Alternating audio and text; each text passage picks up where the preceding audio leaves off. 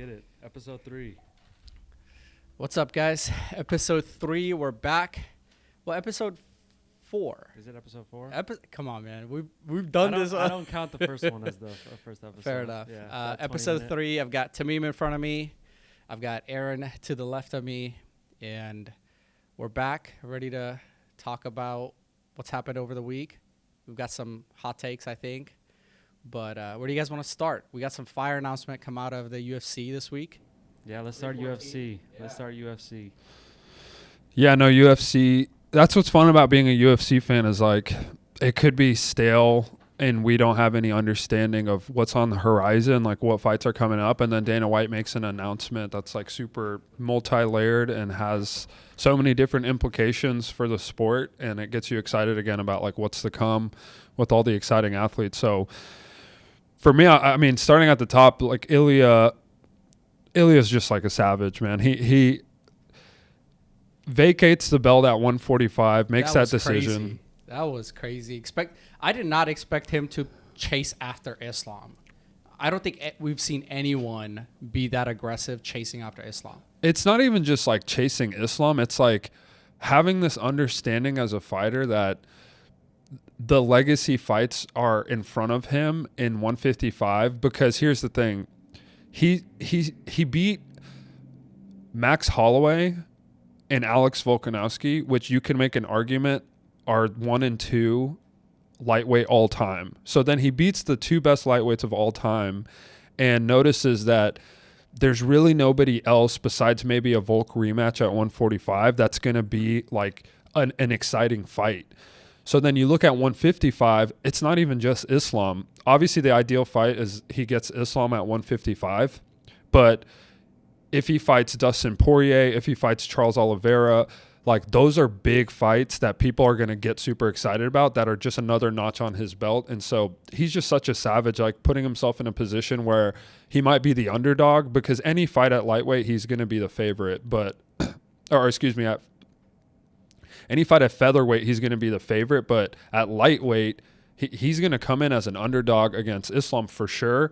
He might be an underdog against Dustin Poirier. He might be an underdog against Charles Oliveira. Or those are pretty even fights that you can kind of make a argument like it'll go in any direction. So there's a lot of fans online, like MMA Twitter, that, you know, they want things the traditional way, or, oh, you didn't defend your belt enough, or, oh, you didn't do this, or you didn't do that at lightweight. There's other, you know, contenders to fight, Diego Lopez, like Movsar Evloev, or, you know, however you say his name. But in reality, like those aren't as exciting as those 155 fights. So to me, it's just another savage move by one of the most savage fighters. I mean, he's got so much, you know, skill in the ring, but he's just got like aura, you know, outside of it, and he's a good shit talker and just super confident, and I'm super excited, man. The Georgian fighters, they're just like on the come up like crazy. Like we talked about last week, you know, it was Merab beating Umar.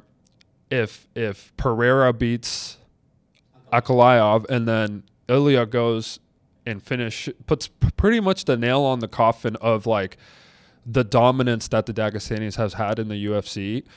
The Georgians are essentially the kind of biggest threat. So super exciting that he's going up. What do you guys think about it?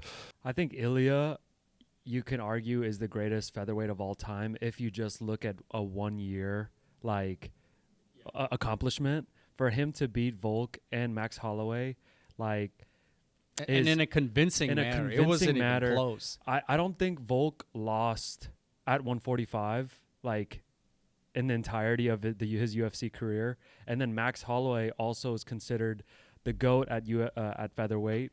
Only lost to Volk. Like, never been knocked out. Has had, you know, multiple fights. And for Ilya to beat them, both of them, and convincing, you know, knock them out both, you can argue. I mean, I would say that he's one of the greatest featherweights of all time, if not the greatest, if you just look at those 2 accomplishments, which are huge. And then for him to vacate the title and immediately go to 155 without holding the division, without sort of, you know, it was his decision to go to 155. It wasn't like anyone else. He was just like, I want better competition. The better competition is at 155. So I'm going to go to 155 and fight whoever. And the amount of respect that I have for him, because he didn't even ask for a title shot. I mean, you know, maybe he deserves it. A lot of champs, when they go to another division, immediately get a title shot. He didn't. So you look at Conor McGregor, you look at GSP. But you Volk look at, got one against Islam. Yeah. He got two technically. Yeah, exactly. and essentially that's kind of what Islam's team's like stance is right now. That like, hey, we already gave a featherweight a chance. They're like, we don't want to really give another featherweight a chance just yet. But that being said, that's why Ilya's move is so savage, because Ilya understands, like, you look at the top 5, anyone Ilya fights in the top 5 at lightweight is a bigger fight than anyone he could have fought at featherweight at this point. You know, outside, again, the Volk rematch, but he beat Volk in such like dominant fashion that you don't necessarily need to see that rematch again. You know, there's a lot of like, you know, funny memes online of Max Holloway going up to lightweight to just like avoid having that fight again. And then Ilya's there. So there could be a Max versus Ilya fight at lightweight as well down the road. Like that's, you know, the way I see it is like, man, if he beats, let's say, Dustin Poirier or Charles Oliveira, and then he fights Islam, if he beats Islam and then he defends his belt against Max at lightweight, it's just, there's so much like opportunity. And lightweight, like, you know, for the UFC fans, you know, who watch and listen, we know that lightweight is like traditionally one of the best divisions in the whole sport, right? It's just the most competitive and exciting.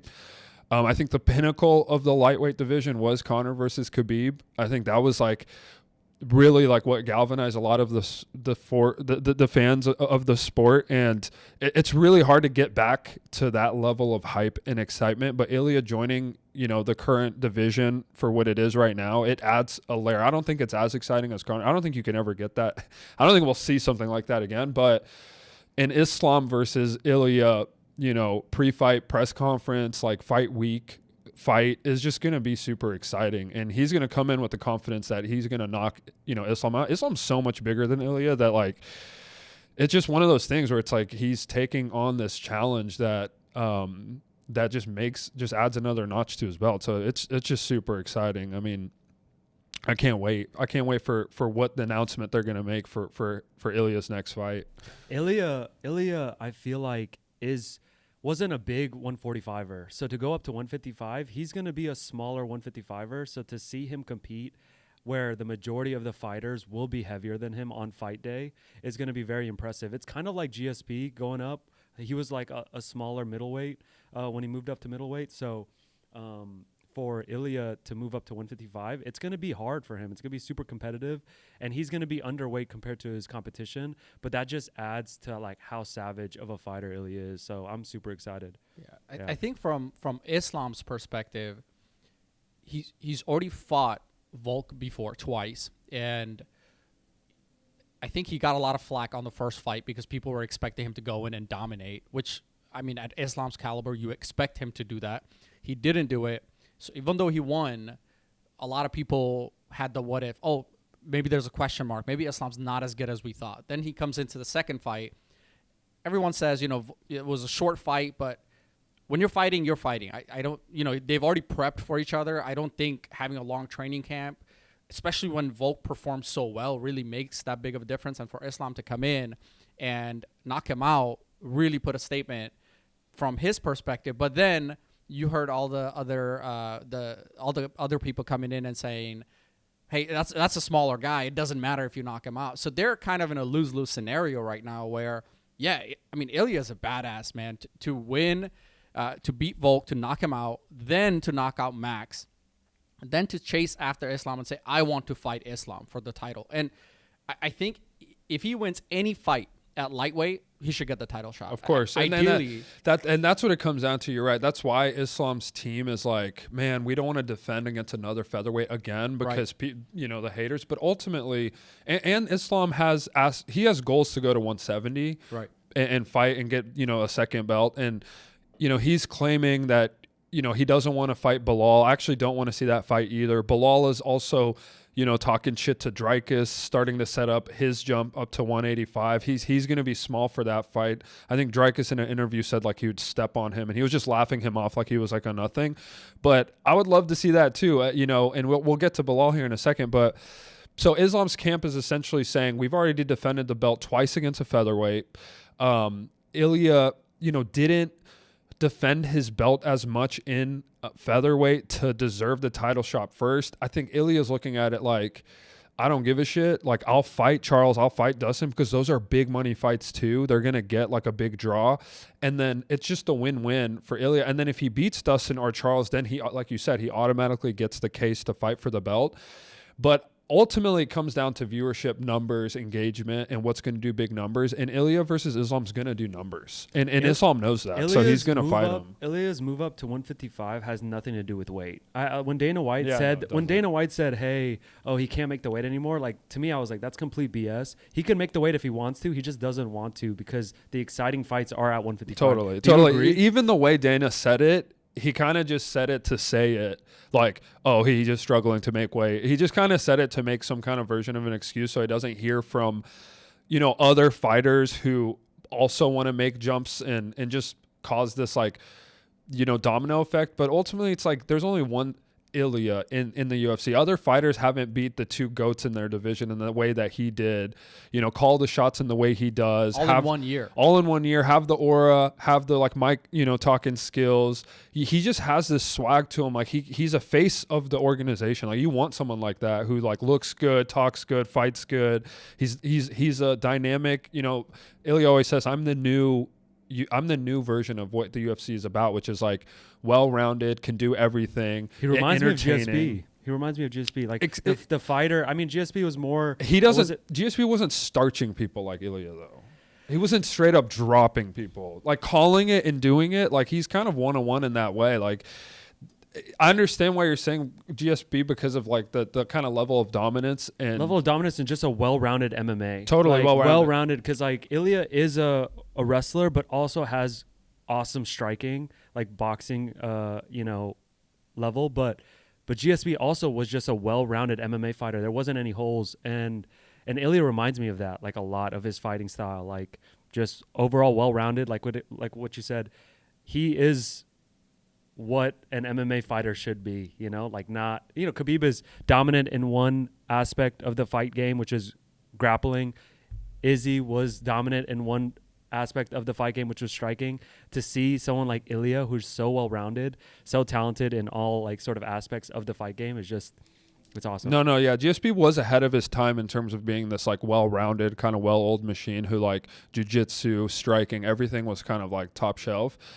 It was a little ahead of its time, whereas Ilya is essentially setting the standard of, like, this is what it's going to take to dominate. You have to be good everywhere. But he also has that just killer instinct that is so unique to him right now in terms of being well-rounded and just dropping people and calling the shot. Be like, hey, I'm gonna knock this guy out. And he's talking about Alex Volkanovski and then going, I'm gonna knock Max out. And he's talking about Max Holloway, like, he's knocking out goats. Like, he said, I'm gonna submit Islam. That's what he said. Now he's saying, I'm gonna go up to 155 and submit Islam. Now he's saying Isn't he's gonna that crazy. Imagine a Darce choke in Abu Dhabi.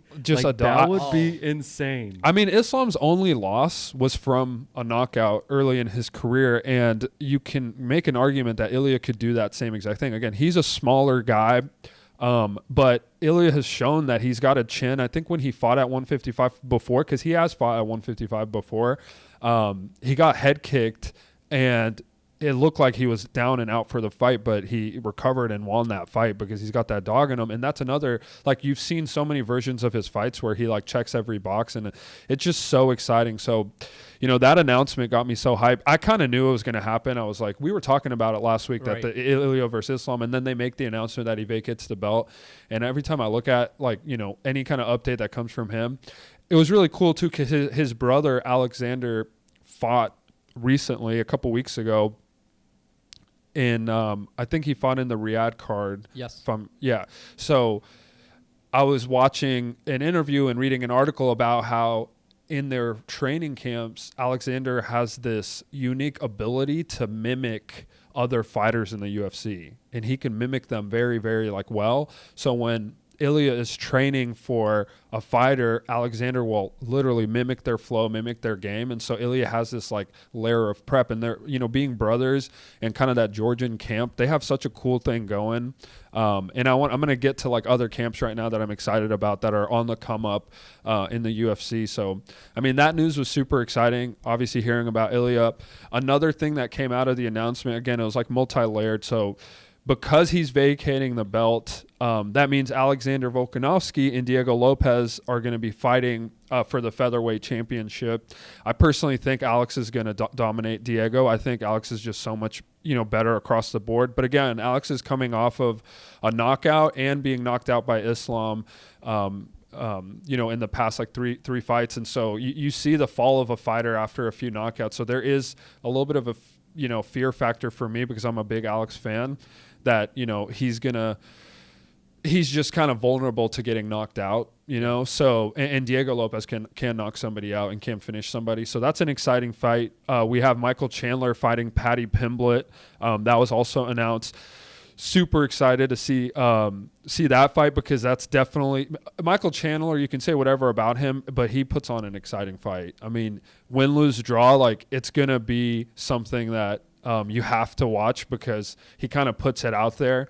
I actually don't know who's going to win that fight. I don't know if you guys have a take. I think Chandler will win, but Paddy's undefeated and he looks good right now. So I'm not sure. If Paddy beats Michael Chandler, the fight of Ilya versus Paddy will be so much fun because they have so much bad blood with each other. Like, that's so much drama. That's another thing, right? That's another 155 fight. Because if Paddy Pimblett beats Michael Chandler like convincingly, like that, there's a possible fight like Ilya versus Paddy Pimblett, right? Well, like, yeah, 100%. There's a storyline there. There's drama. There's beef. The press conference for that fight's going to be amazing, but it wouldn't happen until. It would be a little bit further down the road. Like Ilya would fight a Charles or Dustin first, if not Islam. Okay. If he beats Islam, he's not going to defend his first title against Paddy. He'll probably be against, again, a Max, Dustin, Charles type person. Maybe even Arman Sarukian he defends against. Yeah. There's other people in line for that, but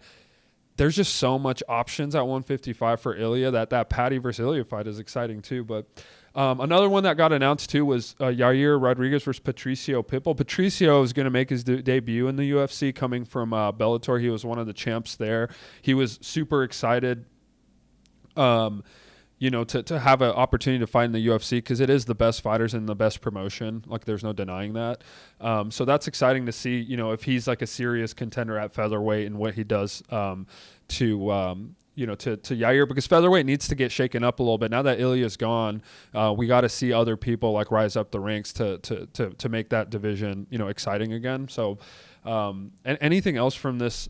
I'm really excited about this fight. And let me add some context. Like Patricio Pitbull is considered like the greatest Bellator fighter of all time. He's, getting older. I think he's 37, 38 now. But at his prime, he was considered the best Bellator fighter of all time. There's an argument to say that he's the best Bellator fighter of all time. He's a 2-division champ. So he was a champ at featherweight and at lightweight. In 2019, 2020, Patricio, there was talks of like a cross promotion of Khabib versus Patricio Pitbull. Like when Patricio Pitbull was at his prime, holding 2 belts, like all that kind of stuff.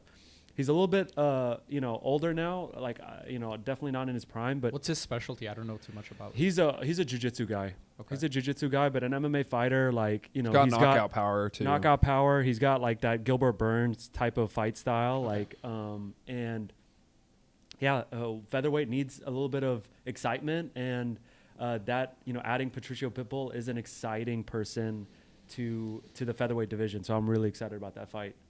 Yeah, so another fight that was announced is Bilal Muhammad versus Jack Della Maddalena for the welterweight championship. Originally, it was supposed to be Bilal versus Shavkat. That was what was in play, but Shavkat had an injury and had to drop out of that fight. So Jack Della got the call up, and he's so well rounded. This is going to be such a scrap. I still like Bilal to win. People don't like Bilal; they think he's cringy and boring, and I just like him. I mean, he talks his shit, and he backs it up, and he's on like a 10-11 fight win streak, and I'm excited to see that fight because Jack is super, super well rounded. and really can do everything. He can wrestle and he can box like the best of them. So this is a true test for Bilal, because if Bilal comes out and out scraps him, out boxes him, like, you gotta get his respect. And I do think if he beats Jack, he might fight Shafkat or one more, and then he's going to try to move up to that 185. He thinks 185 is sloppy. He thinks Sean's not serious. He thinks Dreykus is not serious. Like, these people don't really have, serious skill. And this is what Bilal's saying. And so he's talking his shit. He really doesn't like Sean specifically, because Sean has talked a lot of shit about Palestinians, and he's Palestinian. So I think I would personally want to see Bilal move up. It's going to be such a challenge because he is small. He would be really small at 185, but he's a dog, man, and I'd love to see that fight. So Valentina Shevchenko with Manon Farrois, it's like a French woman. I think this is going to be an exciting fight. I'm not too into the women fights. They're just not as exciting, so I don't really have anything to say for it. But that pretty much covers. Is there anything else you guys want to talk about coming out of the announcement? Clearly, we're like super excited, and it's going to be fun. But any other fights or things related to that announcement that you guys want to kind of talk through? When was the last time Michael Chandler fought? He hasn't fought in a while, because he was waiting for the Conor fight for almost Oh, true. 2.5 years. Yeah, and he was really upset. He's been talking about how anyone would have done that. Anyone would have waited. But I think he did. I think didn't he fight? Yeah, he fought Charles in November. You guys don't remember? Oh, okay. He did fight recently. He was waiting for the Conor fight for a while. That didn't happen, and then he fought Charles this past November.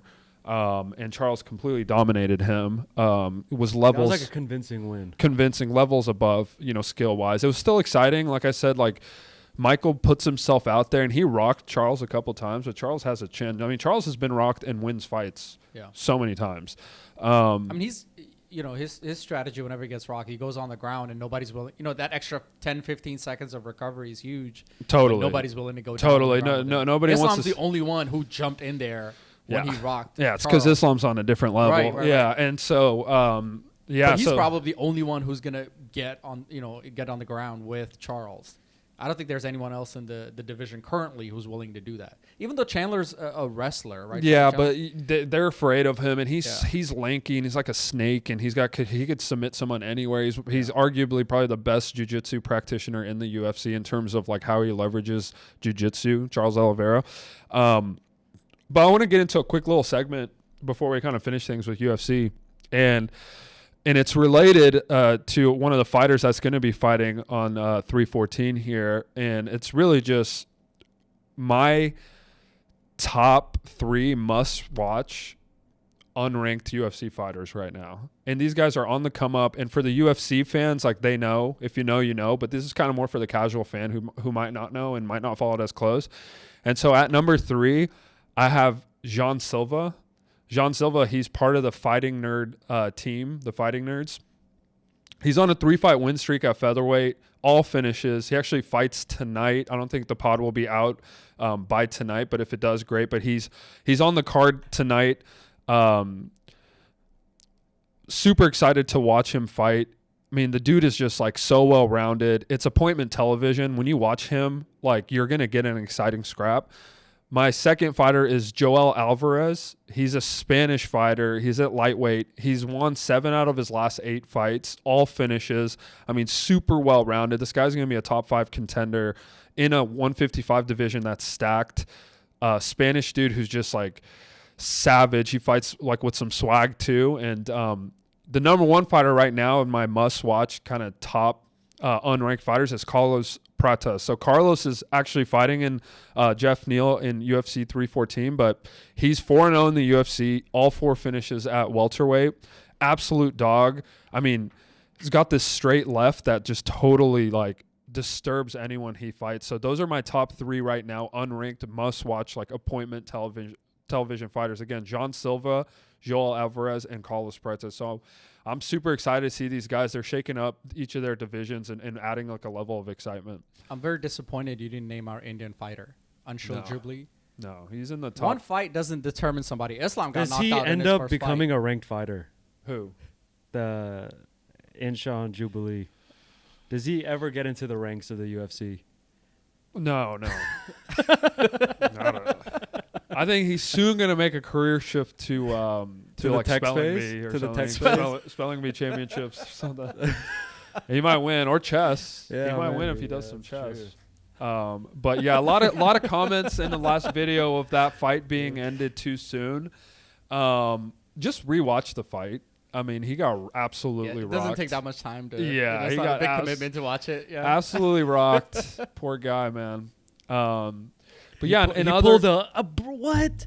Yeah. I was gonna win that fight. yeah, That's yeah. his And reaction. there's some fans in the chat that were saying that it was too Early soon. stoppage. Too early, yeah. Yeah. It was early Yeah. stoppage. Probably a little Indian boy saying it, but other sports news that happened this past week is the All-Star All-Star weekend. NBA All-Star weekend, and there's like so much conversation about the NBA All-Star and just the NBA ratings and NBA in general. I know we've talked about some of it, but what would you guys think of All-Star Week? Did you watch it? I did. I watched segments of it. I think as the years have progressed, All-Star Weekend's not what it used to be. It used to be something that I would tune in both days. The three-point contest was something you tune into. The dunk contest used to be typically the highlight of the entire weekend, and then you'd get kind of the stars. I mean, they've changed the formats throughout the years. I don't think they can ever get it to work the same way it kind of used to. I think they tried something new this year, which I was not a big fan of, but I think Matt McClung is an absolute monster. What he does, what he has done 3 years in a row in the dunk contest, I don't think we've seen that type of excitement probably since Aaron Gordon versus Zach LaVine. I think that was probably, in my mind, the last amazing dunk contest that I remember. Since then, it's been very mediocre. He comes in, he's 6'1", 6'2", jumps out of the gym, head above the rim, and starts off the dunk jumping over a whole car. Almost gets injured landing, but does some crazy reverse over the car, just gets everybody out of their seats, right? So the dunk contest was insane to me. The three-point contest was okay. I don't know why it's not as exciting anymore unless you get, like Steph Curry in there, or when they got Caitlin, what did they get? Sabrina. When they got Sabrina against Steph. I mean, that was exciting to watch. A lot of controversy after the game, but we got some controversy this time as well, but primarily about the All-Star game. I thought it was horrible the way they ran it. You got interruptions constantly coming in the middle. You got Kevin Hart, who I think is partly drunk, just yelling at players. You had a moment of just him and Shea going back and forth, constant interruption, and I think they try to make it kind of a mix of an all-star game versus kind of a goodbye farewell party for the NBA on TNT Crew. It's their last year covering the NBA, so I see what they tried to do. As a fan, it was not a fun watch for me at all. I don't know what you guys think. I didn't enjoy it. I mean, I didn't even know it was happening. I usually tune in. I'm really excited for the three-point competition and the dunk competition. I hear people talking about, he jumped over a car, bro. Everyone's been jumping over cars for the past 10 years. Like, I feel like that's like a dunk that everyone's doing. No, only two people have done it. And only Matt still, McClung like, and Blake, jumping over a car, like, it's just advertisement for a car brand. It's like not even like a dunk. Like, there is. I don't even remember what there's car probably it was. some. I mean, it's from Kia because they sponsor. It was a Kia again. It's be- always Kia. So because this they is the sponsor thing. it. No, honestly, they're just Tesla, and there was an Indian woman No, student honestly, driver yeah, there was a in the student car driver. driving. It bothers Tesla me. drivers It can't used line to it up be, properly. Like, why is still like the best dunks still ones that Vince Carter did, or like from 10 years ago, 15 years ago? Like, these are still the dunks. I mean, okay, the best, the most. I think Aaron Gordon versus Zach LaVine was the best. That was exciting. The best, and I think this goes to a point. What you're talking about goes to a point. This NBA podcaster I listen to, Ryan Russillo, talks about that. Like, a lot of people complaining about it not being good as it used to be. They're also like older. They're also like not as interested. They're not as engaged. They'll also say that movies aren't what they used to be. TV shows aren't what they used to but be. they're There's not. No, I'm just kidding. there is this running theme, which I agree, but I have such like a strong kind of opinion on this because, like, I don't know if you guys have been following hockey at all or the NHL, but they just had their All-Star weekend as well, and it was like amazing. They changed it to this Four Nations theme where it was like U.S., Canada, I forget the other two nations that were represented, and it was like so much pride and so much like it felt like a gold medal game when the U.S. played Canada, but it was literally their All-Star weekend, and it did great numbers, and it was part of the conversation, and it started this dialogue about like why is it that the NBA culture isn't what it's supposed to be? Why don't these players take the All-Star weekend break serious? Like why don't they take this stuff serious? Like, you know, the culture has changed, which, you know, goes into what I believe is the reason why All-Star weekend isn't what it used to be. And I really do circle it back to LeBron. I think LeBron is the reason why All-Star weekend isn't what it used to be, like the singular reason. Like he was like the main domino that created this domino effect. And I'll tell you why, because there's really two ways to look at LeBron. There's like LeBron, the player on the court, and his impact as a player on the court, and then LeBron, the player off the court, and his impact on the NBA and the culture of the NBA. So if you guys remember, the dunk contest was a glorified, you know, part of the NBA All-Star weekend, right? And you would always get the star player of the sport participating in the dunk contest. So you have, you know, Dr. J, you know, you pass the baton off to Dominique Wilkins types of guys. Then it gets to Jordan. Jordan does the infamous free throw line junk. It's iconic moment. Guys like Vince Carter, sure, but then the baton is passed to rookie Kobe Bryant, who participated between the legs dunk before it was like a thing to do often. He does it. And the baton was then supposed to be passed to LeBron James. LeBron was the next one to carry that baton. And as an 18, 19-year-old, everyone, I remember being a kid being super excited, like, oh, LeBron's going to be in it. And I think because of all the pressure that LeBron came into the NBA with as like a high school phenom, like the next big thing, that he was always trying to like protect this image of being a winner and being on top. And he just decided not to do the All-Star, like the dunk competition. And then from there, the baton got dropped. And then it just starts becoming just random guys, but right? what do you think about, I mean, even after LeBron's been in the NBA, we had the famous Dwight Howard Superman dunk, which I think is probably one of the most famous dunk of the last decade, right? And then still, I think 2013, 14, sometime you get the Zach LaVine, Aaron Gordon dunk. Yeah, but see, it's do you recognize that? Yeah, the Nate Robinson, Dwight Howard, you know, was fine. But do you recognize that like you don't see Zion Williamson in dunk contest, right? You don't see. Well, that's because he can't stay healthy. I mean, the guy's barely playing in any games. But like these flagship top 5 draft picks, they stopped doing it because LeBron made it okay to stop doing it. And but what's the incentive for them to continue doing it anyway?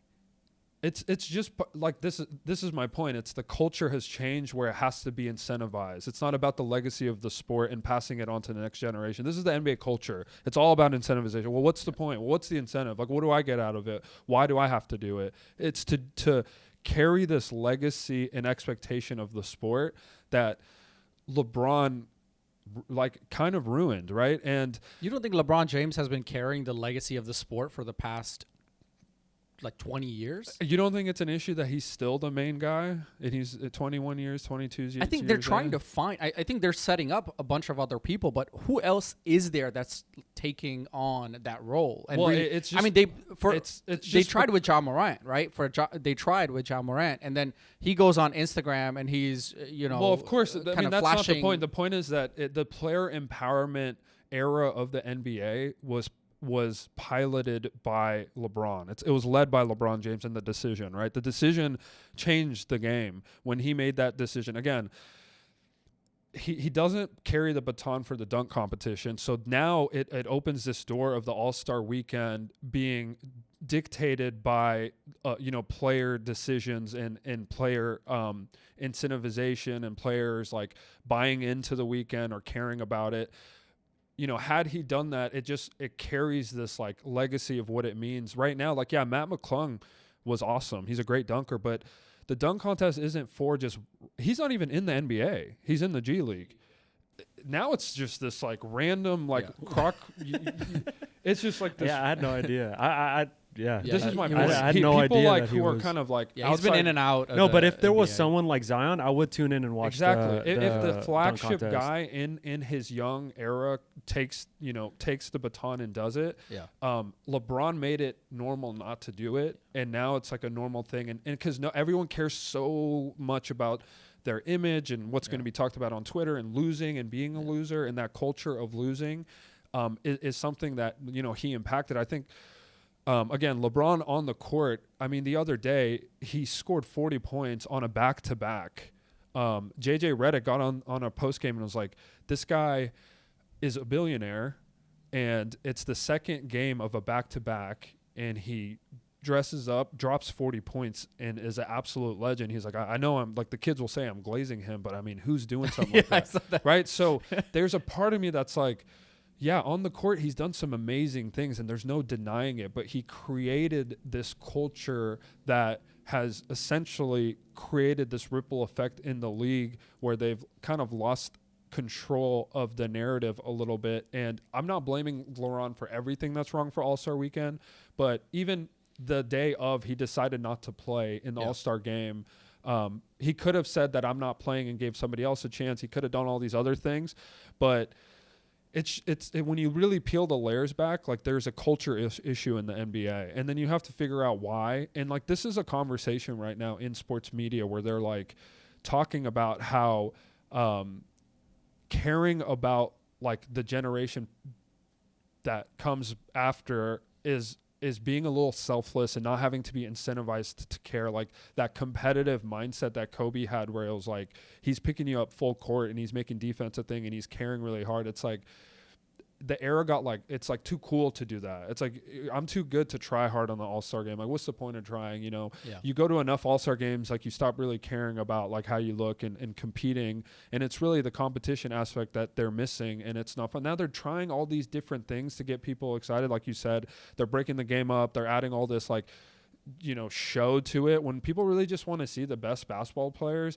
like try hard against each other. Yeah. You go back to just East versus West, you get the best guys and you try to like create a competitive angle to it. The dunk competition should be the top players in the league. It's not about who the best dunkers on. It should be the guys who are, leading their teams, who are good dunkers as well, competing in that space. And dunk competitions have become a thing outside the NBA. There are like random dunkers who are professional dunkers who can do cooler dunks than any NBA player can. And that's part of it too, right? The innovation has like gone into a different direction. But I think there is a conversation about LeBron's impact to the NBA culture that's separated from LeBron on the court, because on the court, there is no argument that he's one of the two best players of all time. The difference I think between him and Jordan is Jordan was the greatest competitor of all time. Like he took everything so serious and he competed so hard. And at its peak, I don't think there's ever a better basketball player all the way through. But when you look at the duration and the complete resume of a basketball player, I don't think you can argue that LeBron has the best career ever. I mean, he's 40 years old in his 22nd year, dropping 40-point games, competing at such a high level. There's no other athlete who's done it the way he's doing it, as consistent as he's doing it. So there's, again, this Jordan versus LeBron. Especially with the style of game he has, right, which is a very demanding style. He's very athletic. Totally. I mean, his three-point shot has picked up. He can hit threes now. On defense, he's an old man and he's kind of slow at times, but like if he's fresh legs, he's still kind of a hard person to score on. He's competitive on that angle.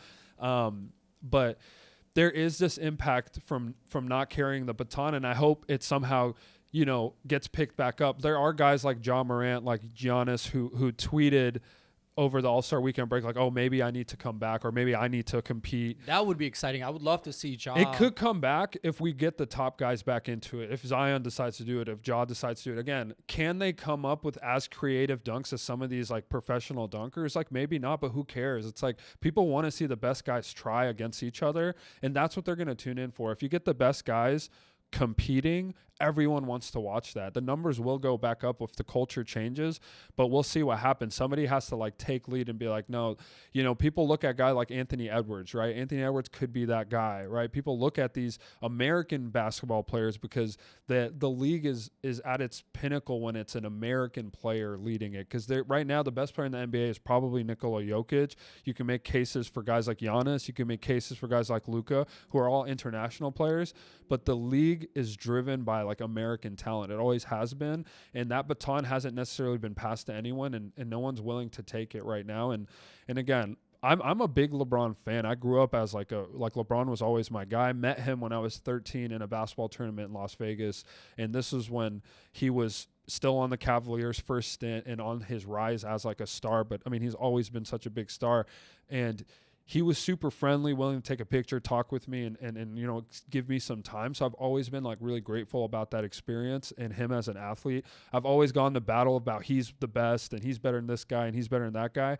But now kind of, you know, I played college basketball myself. Like later in my fandom, it's like I've lost interest in basketball, and I think it's because of this player empowerment kind of culture that's really just about you know. It's not about the team. It's not about the city. It's really about the person. And you see these guys just make a lot of money and then stop really trying as hard and care about other things.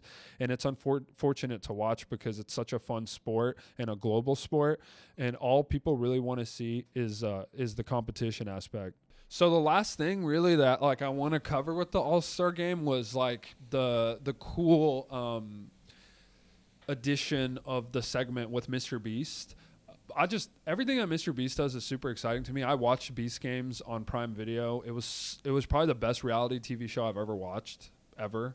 You know, they competed for $10 million on the show, and going down from 1,000 person to one. It's such a fun show. And in the All-Star game, everything he does is like a mountain of cash, like giving an everyday person an opportunity to win, literal mountain of cash that he rolls out and brings the cash so you could see how much money $1 million is or $100,000. I think for the All-Star game it was $100,000. The kid had to hit a three before Damian Lillard hit 3 threes. That was probably the most exciting part of the whole NBA All-Star weekend. And I just think MrBeast is just somebody that I don't understand how anybody could dislike. Like he's just such a cool entrepreneur who's doing things that nobody has really done before. He's almost like the Willy Wonka or of our time, who just like creates these big opportunities and gives people a chance to change their lives completely. He does things where he gives people vision, gives people prosthetics, he's done so much random shit that's just super cool. And he's, again, like I think of him like a real world Willy Wonka, Mr. Gatsby hybrid type of content creator, which is pretty cool.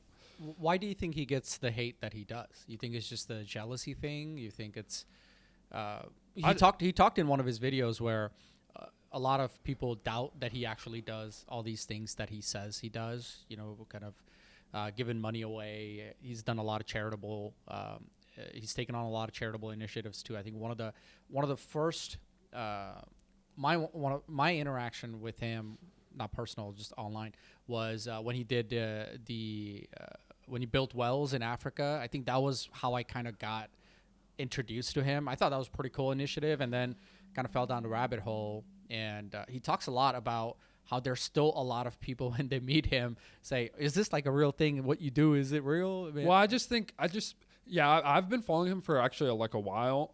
He used to do these like the longest person who sits in the Tesla gets the Tesla, right, or like the longest person who's in the circle, or this just random just like one-off competitions that just were fascinating to me. And I just saw like, you know, the rise of his YouTube. And not only is he giving in terms of money, but he's such an open book in terms of information. Like, he's willing to share what made him successful. He's willing to like tell people like the truth of like, hey, if you do this, if you're consistent, if you work hard, like your life can change. And he's given playbooks, right? And he's put so much other content creators on.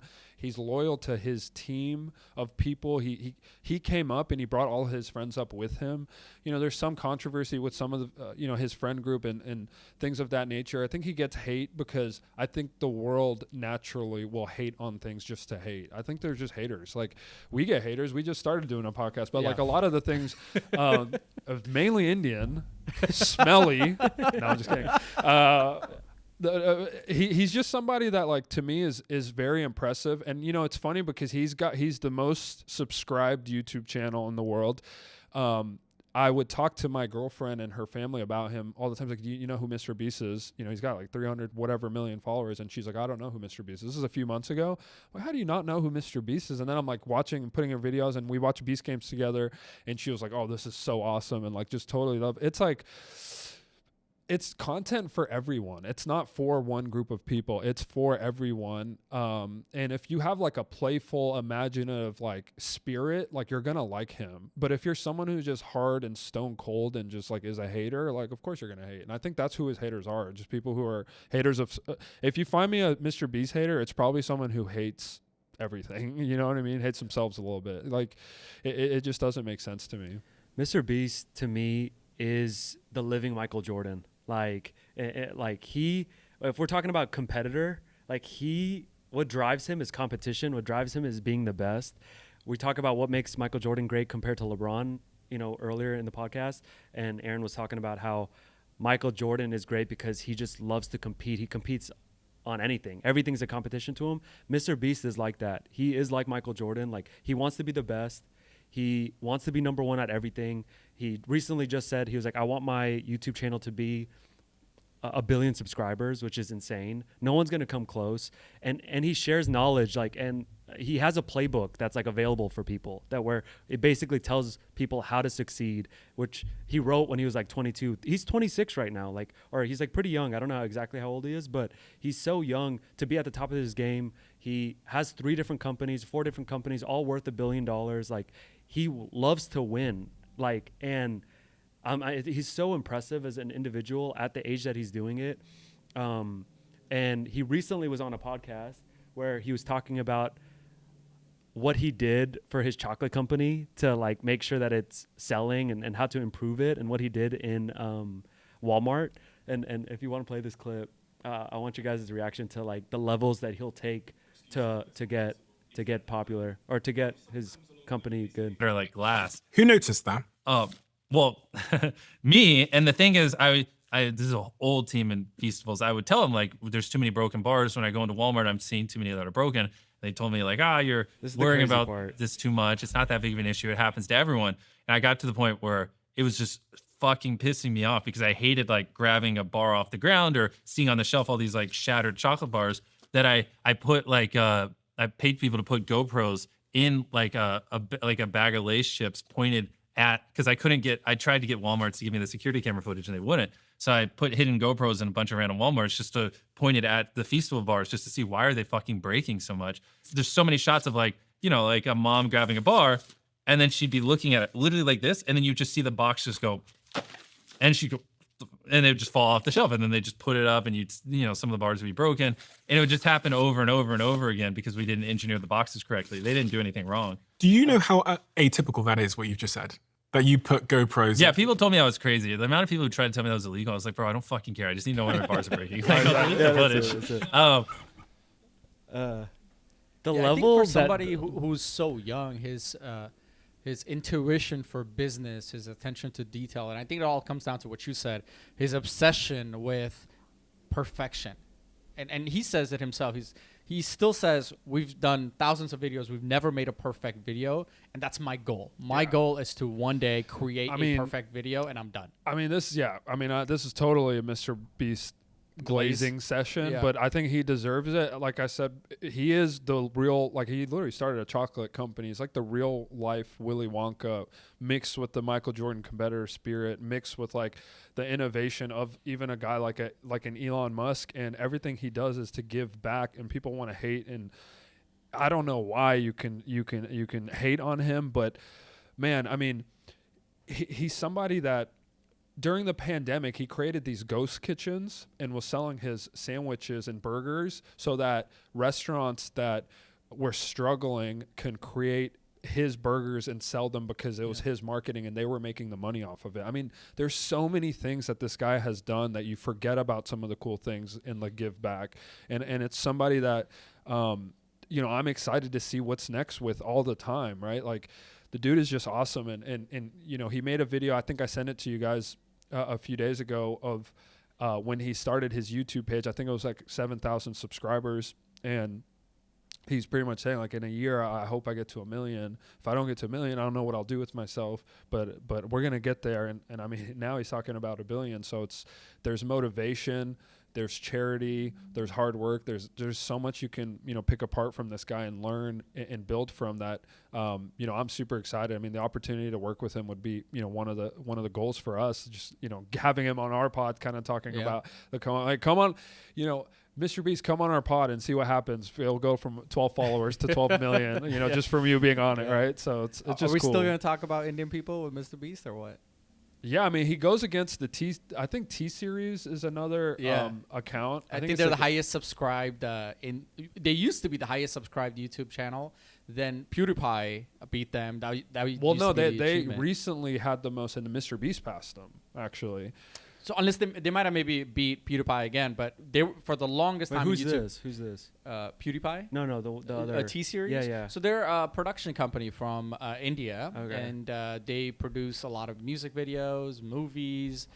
They're probably the biggest production in India. So T-Series has 287 million. Wow. I think, and mostly music videos is what they do. Got it. Has 365. So recently, MrBeast and T-Series were actually neck and neck and going at it, but of course, Beast, you know, passed them up. And I mean, he's, you know, I think he'll appreciate me, you know, helping, trying to better my brothers. But no, I you know, I really do think like he's somebody that doesn't get enough flowers for the things that he does. You know, he's just like he's a badass, man, certified badass. Like I don't think I've seen even these Mark Zuckerbergs and Elon Musks and the other kind of, you know, people that are on his level give back in the way that he does. Like again, Willy Wonka gave his like chocolate factory away. I think MrBeast has gave cars, islands, cash, legs, eyes, so much. Like he's gave so much to people, you know, and I don't think I've ever seen him ask for anything in return. He never talks about the things he wants and needs in life, like, you know, and I'm sure he's had problems and stuff that he's gone through as well. And you know, you become rich like that. I think people ask for things from him all the time. It's like you can't ever do enough work, but his content is based off of giving things away. He was, I think, early on talking about how he would borrow money to give money away and pay the people he would borrow money from back from the money that hopefully the video would generate. I mean, he was just doing it from day one, like a modern day kind of Robin Hood, Willy Wonka, Michael Jordan kind of combination of things, which is just Awesome. pretty cool. He's totally awesome. MrBeast is definitely G of the week for sure. G of the week. Yeah, G of the week. One thing that brought up that kind of reminded me when you talk about hate. We saw something that happened this week with A$AP Rocky. So his court case was finally settled. He was charged with 2 felonies, and he finally got the not guilty verdict. Not guilty. If he was guilty, it was like 24, 25 years in prison. Yeah, it was assault with I think a semi-automatic firearm. I think was the exact charge. And why is he so swaggy? Like, I mean, I'm telling you, at the court case, like, dressed up in a suit. I mean, A$AP Rocky, Ilya And that's like Taporia, basic they got attire. aura. Like, they have aura. Like, the amount of swag that they have it's crazy. But insane clip. He gets not guilty, jumps the crowd, jumps and hugs Rihanna. It's an insane clip. People of the state of California versus Joaquin Mayers, case number BA 508142-01. We, the jury in the above entitled action, find the defendant, Raheem Mayers, not guilty of the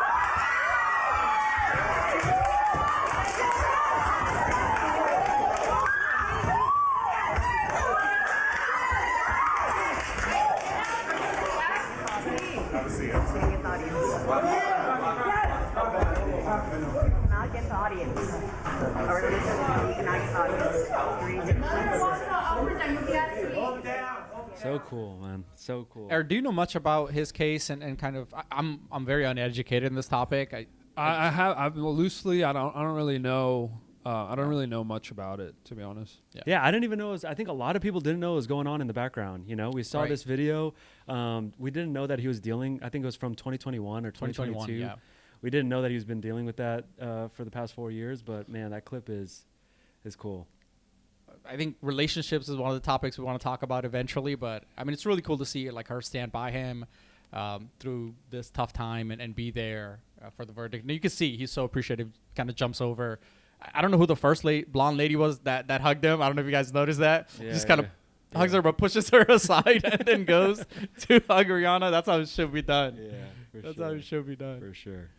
Oh, man. Oh, you guys saw the other clip that happened this week. I think it was I don't know this lady's name, but she showed up on Charlemagne's podcast. No, I didn't see it. Yeah, I didn't see this one. She showed up, at the Breakfast Club.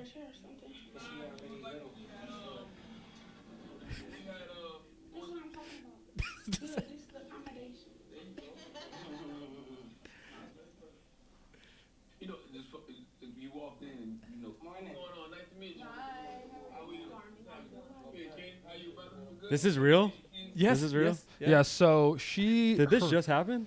Last week. So her name. So she's like a Detroit rapper.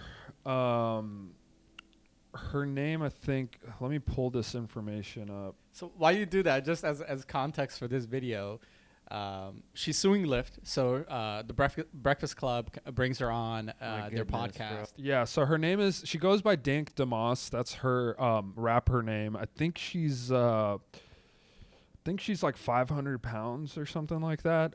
Originally, she got in the news for suing a Lyft driver, essentially because the Lyft driver pulled up in a Mercedes and refused to let her in and suggested to order an XL because the car, he felt like his car wasn't big enough. I don't know where the case is at, but I do know it's a complicated thing to sue Lyft because the driver is a contractor for the company, not necessarily under the company. And the driver does have the ability to deny a ride. They're in their right. So they're technically considered a private business, right? Because they're technically considered a contractors. private business. And She needs the money and she's trying to sue, right? Like, why? It well, makes she posted total- a video that she's like, What's your saying? I got no space in my car is small. I can fit in this car. But believe me, you can't. Believe me, you can't. So the video is up for people to see. She was recording it herself. She's definitely trying to turn this into like a rack, like it no one knew who Dank Damas was before this. She's right? playing So it very well. people know. She went Yeah. on the Breakfast Club with Charlemagne. Charlemagne had to roll out a sectional because she couldn't fit on like one of these regular chairs. And I think this whole thing is pretty disgusting. I don't understand how somebody of her size doesn't understand that the world isn't accommodating to people that size, and you have to. But that's the problem. The world is accommodating, and I think that's empowering more people to think that it is okay, when in fact it's not okay. What's not okay? Go off. What's not okay?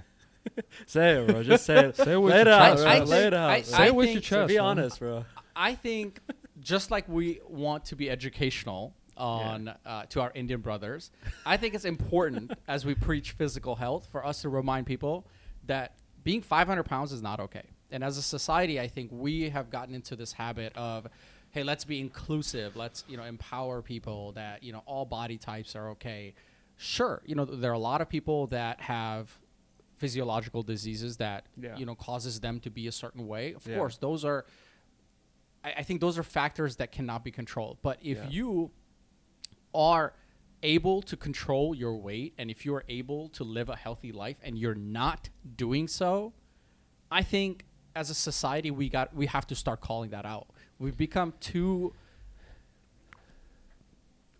have become too accepting of people, especially people that do not take care of themselves when they can. And obesity is a real problem, right? America, for the longest time, used to rank, and I don't know where America ranks in the whole world today, but we as a country are probably one of the most obese countries in the whole world, Yeah. right? So So go to a Walmart and everyone is going to be over 300 pounds. if you So guys go it's to like- anywhere outside of America, you go Europe, what do you think about Americans? The first thing anyone says is Americans are fat. All they do is eat fast food. That's Yeah. the stigma It's not okay. of It's not Americans. okay. And it's hard. It's hard on obese people to lose the weight, and it's a grind, and it sucks. And a lot of the stuff that doesn't accommodate their shape is unfortunate. And I get that there's a lot of like, it's embarrassing, but to sue because you can't fit because you're 500 pounds is like. No, this to me that is no different than what I hear people all the time. You know, you'll see somebody of her size try to get on a roller, plane, yeah. and they'll complain that the plane's not accommodating. It's not meant to be accommodating. But to listen, somebody. I'm with fat people on that. Fat people, I'm with you guys. The plane's seats should be bigger. The benches should be bigger. This is something where if they could change that for us, that'd be great. Because They if should be they bigger. accommodate seats for fat people, you know how comfortable we'd be in those seats? Do you understand? That's something I'm with the fat people on. Just for my thing is I'm with that, but I understand what you're trying to say. I think it is a very multi-layered conversation about obesity because Why is it wrong to call out obesity? Why have we become so tolerant? there's such like deep-rooted issues, especially in America, right? The Yeah. quality of our food, right? The quality of our food should be addressed. By somebody like RFA coming in and going off the slogan of making America healthy again, like I'm totally with. I think he's problematic for different reasons for sure, but like the concept of like putting that level of thought into the branding of like let's make America healthy again goes into what's in our food, right? What's in the food? I absolutely disagree with that. I think that you are putting the blame on food when rather obesity is a result of individual decisions that you make on your day to day. I understand, but Right. but Yeah, if- we've if- got McDonald's. Do you eat McDonald's every day? No, I don't, but I have. So why are you options. able to maintain your weight while somebody else isn't? I agree. I think I was born into a financial class that made every type of food available for me. I have good genetics. I have Financial people class around. doesn't make sense. If you're poor, you're not eating that much anyway. So you can't No, be no. fat and poor. If you're poor, you're gonna buy the food that's the cheapest, and the cheapest food has the worst processing ingredients in it, and it's gonna make you fat and addicted to the food.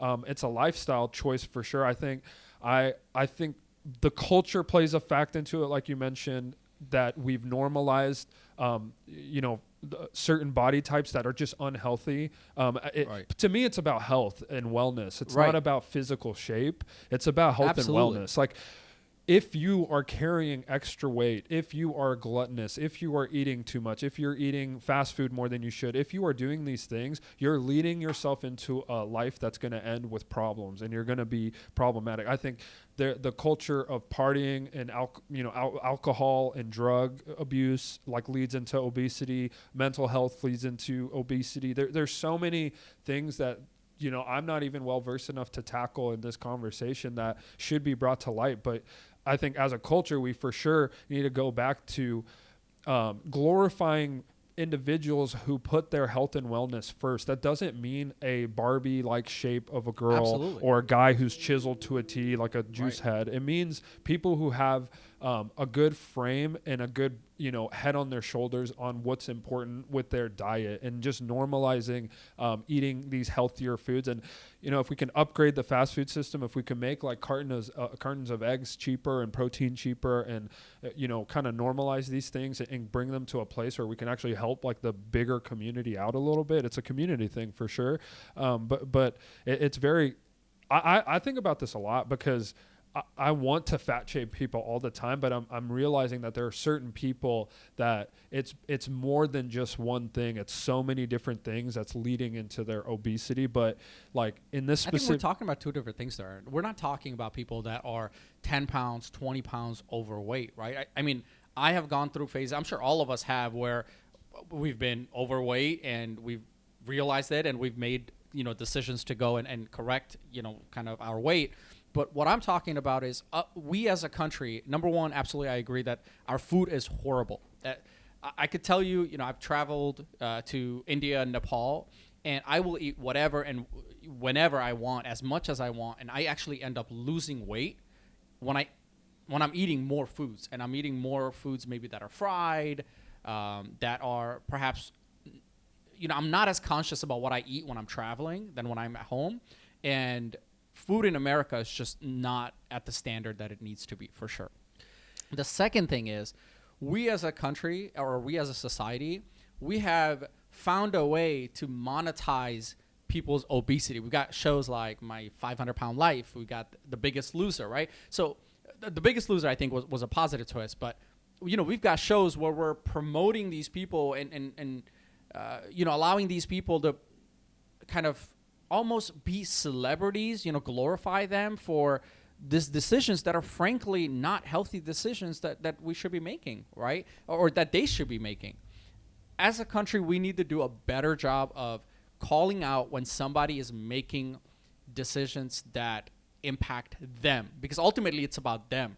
But the problem is those decisions that they make then get passed down through generations, right? Where I think one of the points you made was, born in a financial class that could, eat healthy foods and make healthy choices. But I think it's not just a money thing. I think part of it is if you grow up in an environment where people around you are promoting, proper health and proper eating, then naturally you grow up to do that. And America, I think It's really easy to lose weight. It really is. It's super easy. You have to do 4 things. You have to eat protein.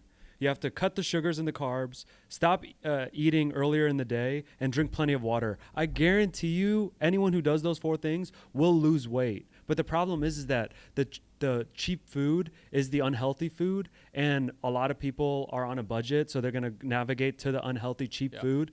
They just have to, honestly, let's make every food expensive. Let's make it super expensive so that everyone could only afford 1 meal a day. Like to go, I mean, if we do that, I guarantee starve everybody. Let's starve everybody. Honestly, I don't know. I don't know. There's so much like we're uneducated on absolutely. this topic. It's a very complex. It's topic. complex because there are thyroid issues. How is it uneducated to just say eat less? Like how Because educated do people we have to be? thyroid issues. They have mental disorders. There's Absolutely. cultural I mean, implications. There's so much. Like there's just so much that when you unpack, it's not as simple as it may feel for you. Like listen, we grew up in a family that prioritizes making home cooked meals. Like you grew up having so many home cooked meals. I was a former fat boy. Do you not remember when I was growing up? Fat, No, bro, I was fat. Obese. I was fat. Yeah. I was the Well, he was lineman. fat to a point where I was you the saw lineman yourself and in football, like in grade school. I was the lineman, offensive lineman, bro. Like I mean, right Are you now. saying all offensive linemen are fat? I mean, I'm saying that they're the bigger ones in the team. Yeah. So like, and it was embarrassing to me, bro. Like I got made fun of. I got you know. But you were at a certain chubby. point, like you were a chubby kid, which is different from like a fat, like obese I person. get it. Yeah. Once you're at that weight, it's hard. You Once guys you're are at both grown 300 up here, pounds, right? 400 pounds, 500 pounds, it's hard. You don't know where to start. Let me say one thing. You guys have both grown up in America, right? You've spent most of your time here. I lived about 10 years in Nepal growing up, and I'm telling you, Nepal is a poorer country than America, for sure. But an average income of Nepal is probably $100 a month or something like that. It's very low. You will not find somebody who's 300 pounds in Nepal. Yeah. Again, it's a mix of culture. It's a mix of you financial. saying that it's genetic, and you saying that people have thyroid problems and there's diseases that lead to obesity, all can be true, but it's just excuses to like there is something that you can do. There is like no. I agree. I'm just saying that it's more nuanced than like, hey, I used to be fat. This is what I did, and this is why I'm not fat anymore. Because but we could make it that simple, right? I think that's the exact problem. Is we want to make everything so complex, and we want to look at every ifs, ands, and buts. But the simplest way to lose weight is to eat healthy, to get good sleep. I mean, sleep's also important, right? Again, these Drink are a lot these of are water these are and luxuries. sugar. Yeah, they're luxury. It's a luxury. If you're a 15-year-old and you have a drunk alcoholic dad who's not there and a mom that works 2 jobs, and But what you're you talking don't have about like a is house an that like, exception. What you're talking about is a very small minority compared to if America ranks number 10 in the whole world in obesity, right? How many of those people are you going to make excuses for? That they have some type of health issue, some type of genetic disorder, or they have a family issue. Sure, we're not saying that doesn't exist. That absolutely exists. What we're talking about are the people who can control these things and yet refuse to do so. No, yeah, because we have become accepting of it. I agree We are with that. even accommodating. No, I agree. We I have agree. access to Again, all the I only foods. want the accommodation on airplanes for fat people. I want all airplanes to accommodate fat people because they're squishing us like a little box those of seats sardines. those seats are getting smaller. I mean, eventually we're going to be fat compared to those Exactly, seats too. man. You gotta be like, you gotta be a midget in a plane to be comfortable. But I agree with everything you guys are saying. Listen, I'm not for like billboards that have lingerie models or men, women, it doesn't matter, who are heavy set and even seeing like mannequins that are bigger now. They're like big mannequins now for kind of normalizing that size, because ultimately it's going to lead to an unhealthy and short life. And I want people to live as long as they possibly can and be healthy so that they can contribute to their families and to the community and to themselves. I agree that there are cultural issues that we need to unpack and get to a place where we're being realistic about the conversation. But again, there's so much about that. There's what's in our food, there's availability, there's access, there's education, our school system, our food pyramids. There's so much. Like, we're conditioned. This is a consumer world that we're living in. They want us addicted to food to come back and to buy. You think like this country will go to a place where food's so expensive we can't buy it? Then how are these sugar and food companies going to make money? And how are the pharmaceutical companies going to make money? Because food also makes us sick, so that we have to buy medicine to get better. And it's all a system that's like screwed. So I don't look at a fat person. I used to, but the system gets fixed once you prioritize your health. Of course, and you prioritize your health by trying to eat health. Like, a lot of the obesity leads to the diseases, leads to the heart disease, leads to all these things. And we think just because by the time you get sick, it's already too late. You know what I mean? Like, by the time you get obese, it's already too late. Getting sick is causing a strain in the system, right? How many people visit our hospitals for... But that's what the system wants, is what I'm saying. So there are people who don't have good families. But it's our decisions, right? At the end of the day, everything comes down to the individual decisions. I'm agreeing with everything you're saying about that. I'm just saying, like, it's so much easier said from your seat and from my seat and from his seat, because you weren't born in these situations. Like you're saying, these are one-off things, but they're actually not. If you look at an obese person, any fat person that you see, I guarantee they're dealing with like bigger circumstances than their own gluttonous like decision making. It's not just because they want to eat all the time and because it does take a certain level of money to even have as much food to get that fat. It does take like, you can look at a fat person and I guarantee there are more problems than just their decision making. I can guarantee it, because if it's allowed, like, if I gain a little bit of weight, my brother rips me apart. Just a little bit. If I'm like 5-10 pounds overweight, I have people in my family just like picking it apart and making me get back to a place where it's like, no, I gotta keep my shit tight. Not everyone is blessed with that type of community. And so what I'm saying is, like, you guys need to understand that it's bigger than just an individual's decision making, and having that willpower comes from a place of having mental and spiritual strength as well. And I think that's part of the conversation we should have. I mean, it boils down to guidance and advice and parenting. Like, a lot of parents now will give a kid an iPad or will give a kid a box of pizza just to have them shut up. Just to, hey, be quiet. I'm going to give you this iPad. I'm going to give you this pizza. Just, I got work to do. I got to make money. I got to go. I got to hustle. I got to do all these things, because we live in a world where you need to make money to pay the bills, and you don't want to be, convenience thing, it's a convenience thing. Hey, here's some food. be quiet, kind Yeah. of thing. And that will lead to the kid being obese. How many times have you walked around and seen a little kid that's like in elementary school obese? Like, I see it all the time, and it's sad. And it's because the parents give the kids food just to keep them quiet and keep them satisfied, because they got other stuff to do, because they got to worry about the bills. They got to worry about, the family situations or whatever. So it definitely does come from the home, and it needs to be prioritized, and it needs to be talked about that this is important. Like, it's going to get to a point where the kid is in high school or older, already overweight. And by the time you get to that, it's easier to prevent that weight gain than to lose the weight. No, totally. So it's education from a parenting standpoint. It's education from like a community and a culture standpoint. We need to be better about how, we're marketing what type of bodies and what type of fitness that you should strive for. We should make the conversation less about an aesthetic and more about, what kind of feeling that you can get, and kind of empowerment for being healthy and prioritizing your health, how you can be smarter, funnier, better at what you do. These things these things matter. And ultimately, I really firmly believe that we are kind of heading in a better direction as a community, and we are prioritizing health and wellness more. And it is becoming more popular to maybe be sober, maybe not to drink, maybe not to party, maybe to focus on getting good sleep. There are guys who are, pushing the limits of what your body's capable of. These, don't die. Who's that guy's name? Brian Johnsons of the world, who want to live forever.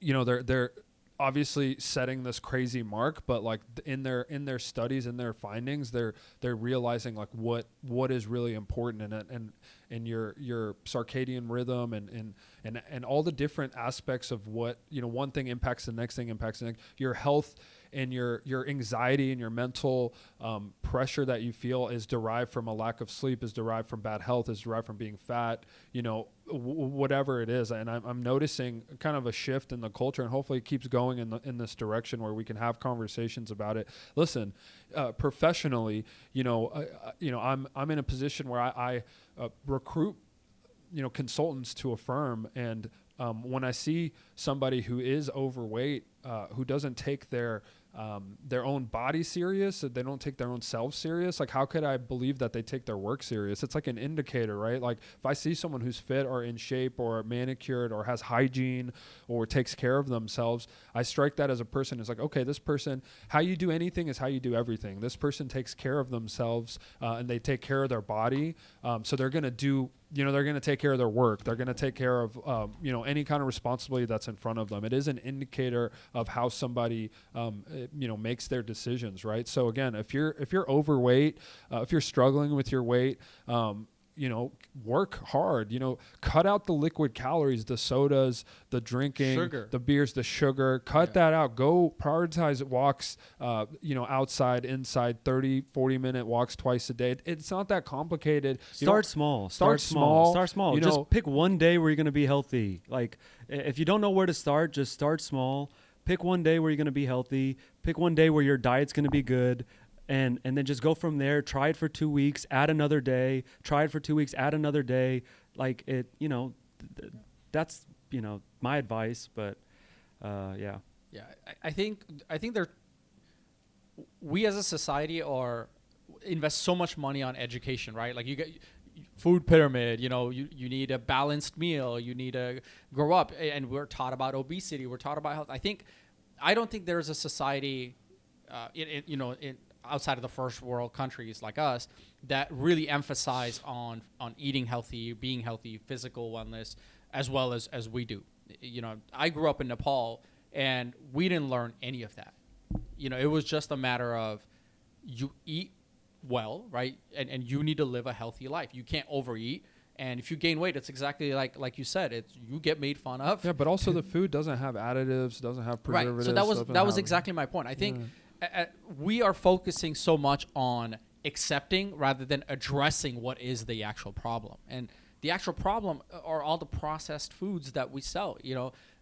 Sugar, all the sugars that are in our food. I think that's the problem. And I agree with Aaron. The system is designed in a way where, where we're maybe pushing people towards these limits, so that way the system's there to take advantage of them, whether it's healthcare or whether it's the companies kind of prioritizing profits over ethical sourcing, maybe with proper ingredients, making products with proper ingredients with health in mind. Those are the points we need to address. And I know you guys give shit to Indians, but I want to give you one example of this, right? So there's a company in India called Born Vita. Okay, what they make are kind of these like cocoa powders, and you mix them with milk, and it's like a drink that you typically give your kids. I mean, everybody drinks it, but typically you'd give it to your kids when they go to bed. And and then they kind of advertised it as, oh man, your kid's gonna be super healthy. They love the flavor, and you're gonna have a very smart kid. That was the marketing behind the whole company. And this is a massive company. There was a YouTuber who does a video on this, and he does it visually, where it says, okay, this is Born Vita. Here's how much sugar you have in each serving. So, he goes, okay, this is the bottle, this is the serving. And it was significant. It was like, 50% sugar or something insane. He makes the video, and the company, kind of legally reaches out to him with a cease and desist and says, hey, you're defaming us.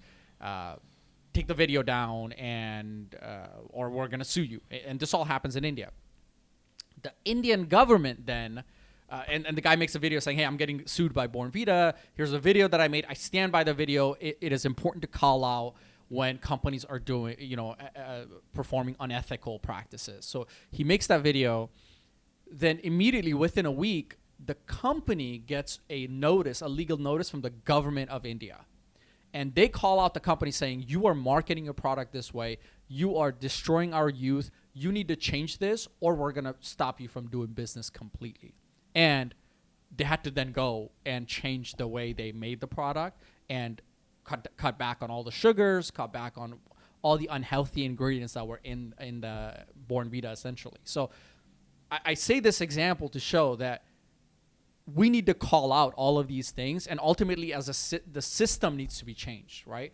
The system needs to be changed to go address this, which I don't think is going to happen immediately. I think it's just where we are. I think we're heading in that direction. Yeah, little by little, maybe it'll take time to get there. But what we can control today are the individual decisions that we make. And perhaps it's not the decision to get fat, but perhaps it's the decision when you do realize, hey, maybe I'm too far. I've gained weight. I realize, my joints are starting to hurt. Let me go and make those small steps. Take those small steps to go improve my health, right? Those are the actions that we can control. And I think my focus is saying that we need to go control these actions. And as a society, at least we should empower people to go and say, go do what you are in control of. You can't control all these other things. What you can control is, maybe taking small walks, right? Taking 10-minute, 15-minute walks, which, by the way, scientifically have been proven to improve your mental health anyway. So if mental health is one of the causes for obesity, which it is, this would tackle both, right? So there are plenty of actions that we can go take, and we as society can ask people to go take, instead of saying, oh yeah, all body shapes and sizes are okay, even if you're 300 pounds and 400 pounds. Right? When we say all bodies and shapes and sizes are okay, we're talking you don't need to, as a guy, you don't need to be chiseled to be considered fit, right? As a woman, we're not telling you got to be size 0 to be fit. I don't think anyone is saying that. What we're talking about are people that need additional accommodations in public spaces, on airplanes. You're occupying too much seat. And this also addresses one of the other points that you're talking about, which is, there's a body odor component to this too. Like, I don't know if you've ever been on a plane with somebody who's overweight. I unfortunately had to sit next to somebody. It was probably the most uncomfortable experience of my life, physically and, I don't know, nasally, I guess. Yeah, there's more, more skin, more fat, more sweat. Yeah. More creases. All right, bro. I'm getting, yeah. No, but that's the thing. That's definitely a thing. I am talking about like an experience that I've had, but I think we need to talk about this and we need to address it. Yeah.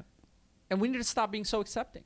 Not everything needs to be accepted. It's okay. Yeah, and call also some like things out. you don't have to shame people, but Right. you could educate them and you can give Right. like, hey, like the other day I actually responded to somebody on Twitter who I watched some of his videos. He makes like he's got like a little cooking channel, and it's like a small channel. He doesn't have that big of a following or anything. It just kind of fell on my feed, and he was making these sliders and tacos and stuff that like look good, but he's a big guy, like really overweight. He's like barely making his way around the kitchen and like throwing like extra cheese on the food and throwing all this extra stuff. And I responded to a video and I was like, listen, cut the local calories out, just high protein, go for walks. Like you're not going to be making videos that much longer if you look like Right. the way you look, because it's heading. And there's been articles about like fat influencers who've died. Absolutely. And again, it's not something that, you know, is just an opinion. It's you know, a fact that you're carrying all that extra weight, that your health will be impacted and the people in your life will be impacted because of it. So yeah.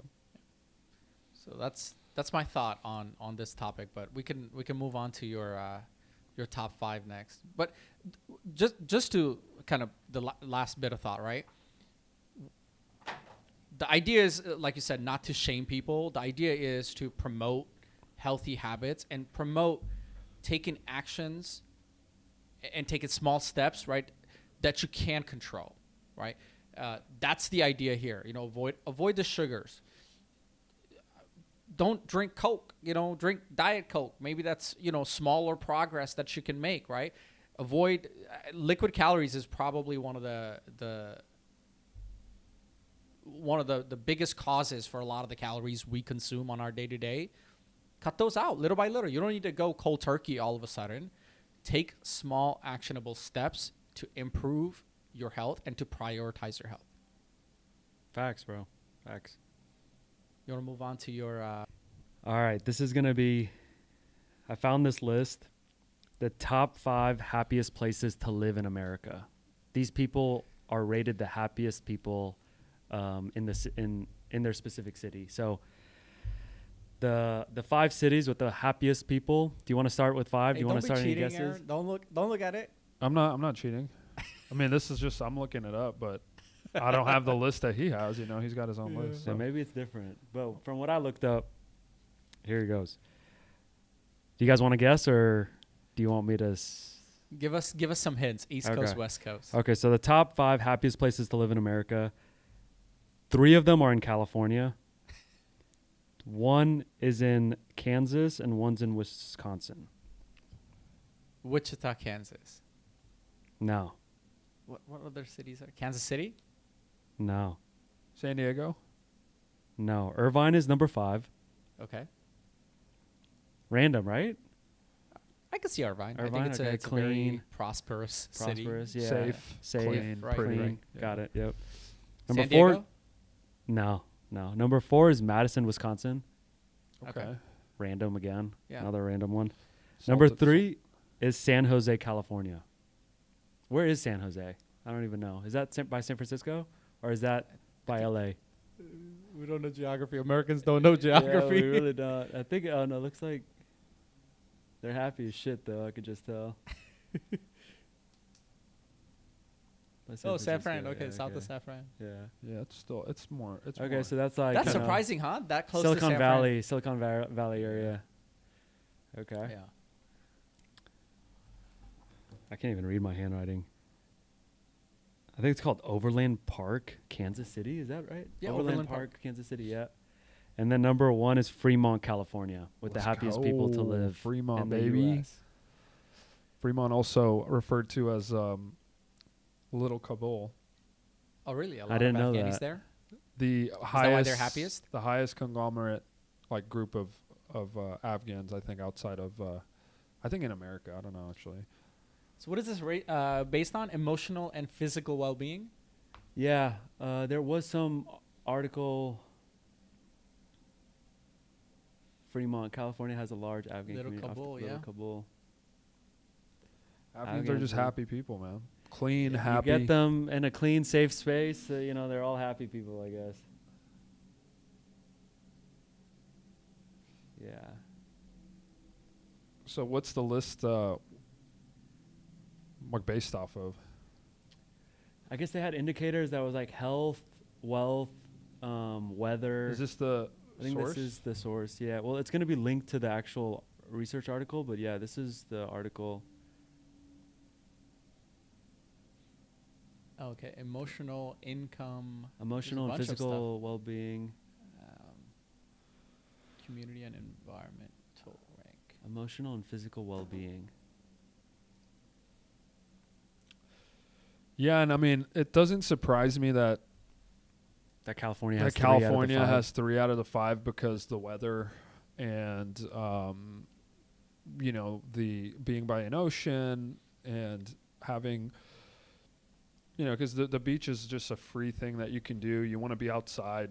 The physical well-being is there because you're probably spending a lot of time doing active things.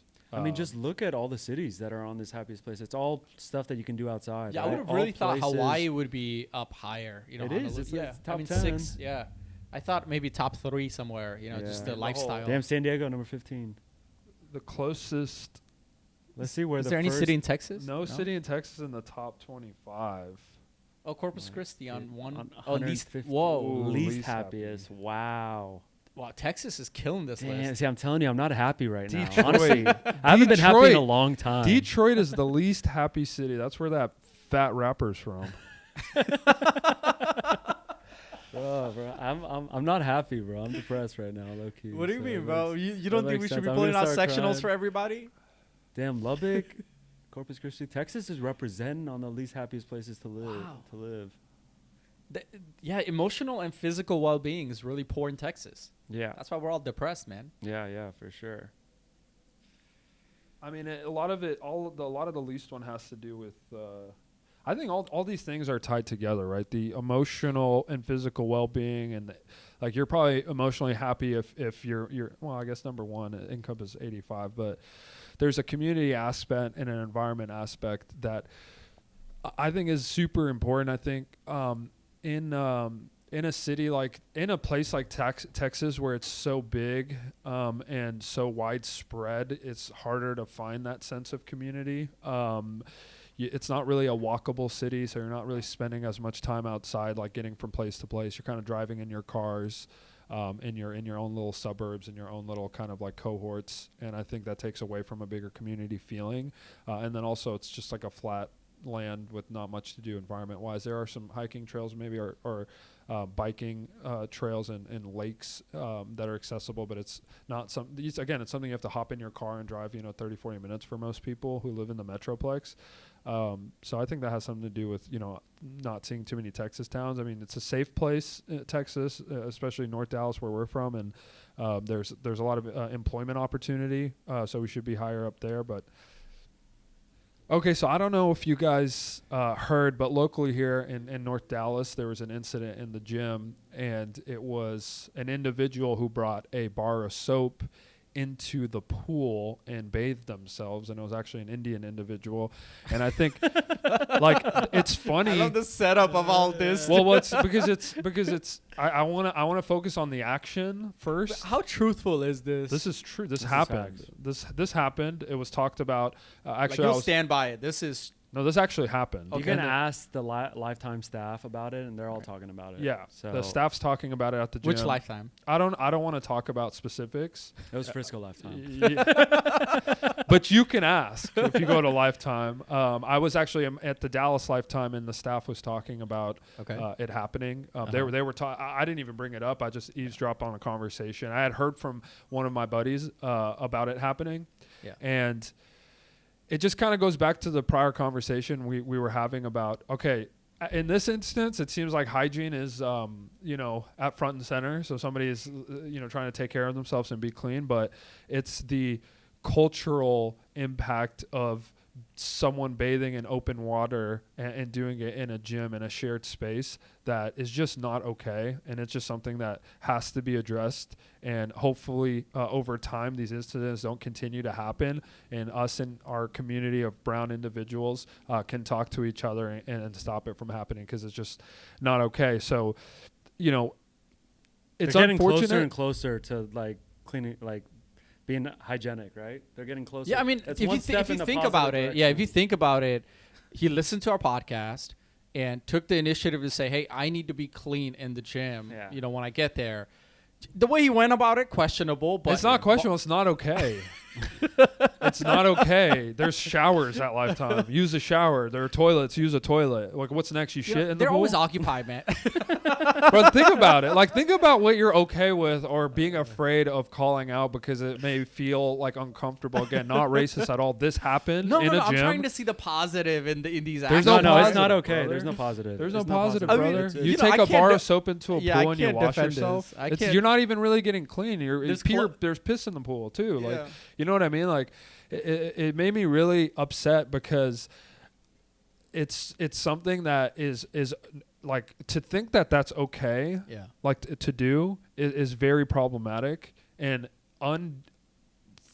unpacking that mindset and shifting it and changing it to understanding what's culturally appropriate when you live in America, you live here in North Dallas, because that takes away, again, from other people's experience. This is what people are talking about right now. It's like a topic of conversation. It looks bad on the culture of Indians that somebody did this. It looks bad. Like, again, I don't want that to be a thing. I want to address these things so that we can evolve and become better. Again, this is a one-off thing. It doesn't happen often, but if it happened once, it may happen again, especially if it's not being called out. And it's just something that, like, it sucks. That's but wild that he took a bar of soap in the swimming pool. Who would think they would be clean in the swimming pool anyway, in that water? That's why you take showers after you get out of the pool. This is my point. Listen, you know, This I is try to not the- defend my Indian brothers and sisters. You guys are making it very difficult on me. Yeah. But this is a very one-off event that we've never seen before. So I think this individual might have some issues. They need Aaron's to. searching. Where do Indian wash themselves in what ocean? No, but this is a thing, right? The Ganges River. So you think they it's not saw the part of pool and ocean. it brought them back to the river, and they were just like, Sorry, say what? I said, you think they saw the pool at Lifetime, and you're like, oh, this reminds me of.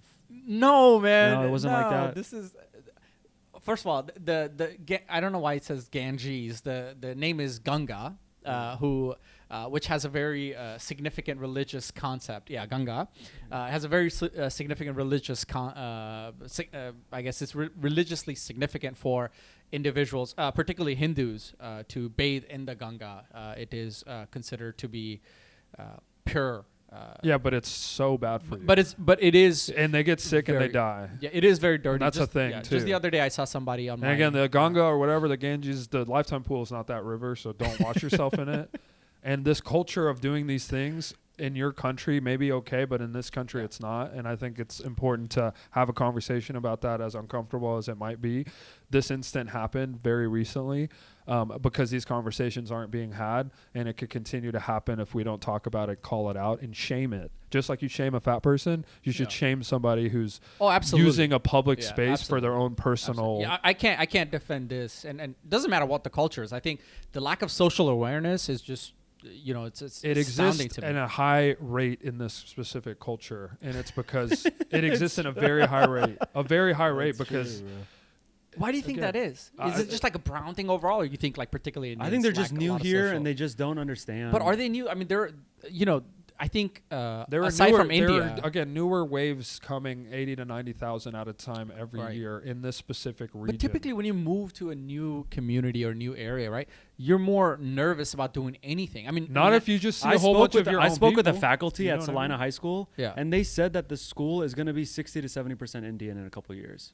Think about that. Like Salina High School, Salina, farm town Salina. But a lot of like, I think there are different types of Indians too, though. I think there are Indians that have that are you know, kind of like, you know, they're I don't think there'd be different Afghans, because I don't know how much immigration is really happening. But let's say Nepalis, right?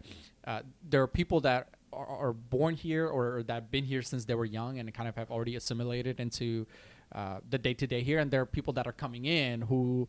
It'll take time for them to do it. I think a lot of the younger crowd, like, you know, in school, primary, elementary, middle, high school, a lot of those are kids that are mostly born here. So I don't think those issues, hopefully.